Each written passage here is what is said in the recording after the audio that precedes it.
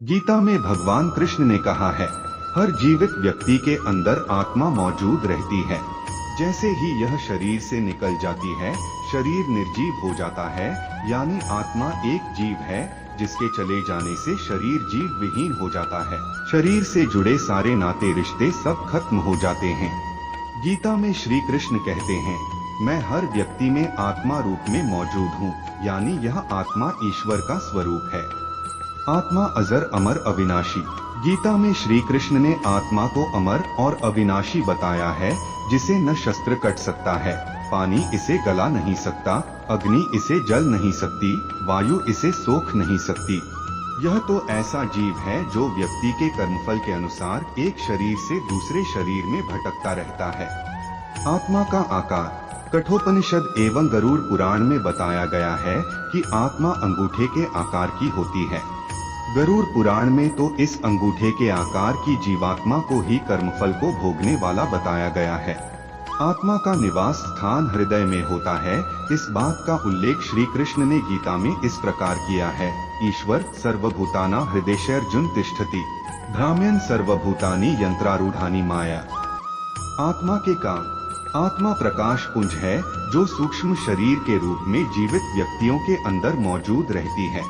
सूक्ष्म शरीर के आँख, कान, मुख तथा हाथ पैर नहीं होते हैं, फिर भी यह देख सकता है, सुन सकता है, बोल सकता है और स्पर्श कर सकता है। आत्मा का रंग। आत्मा के रंग को लेकर ऋषिमुनियों ने कई शोध किए हैं, जिससे यह अनुमान लगाया गया कि आत्मा का रंग नीला या आसमानी है। आधुनिक समय में भी इस विषय पर काफी शोध होते रहे हैं। वर्तमान में आत्मा के रंग को लेकर शोध कर रहे पांडिचेरी के प्रो के सुंदरम का भी कहना है कि आत्मा का रंग नीला या आसमानी है। वैसे यह आसमानी रंग को अधिक करीब मानते हैं। कर्मफल भोगने के लिए शरीर। मृत्यु के समय आत्मा अपने कर्मों को समेटकर अपनी अधूरी इच्छाओं को पूरी करने के लिए अन्य शरीर की खोज में चल देती है और कर्मों के अनुसार ही आत्मा को नया शरीर कर्मफल भोगने के लिए प्राप्त हो जाता है। आत्मा का हिसाब किताब।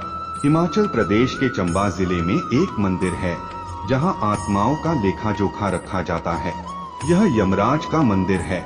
यमराज के इस मंदिर की स्थापना कब और कैसे हुई, इस बारे में कहीं कोई जानकारी नहीं मिलती।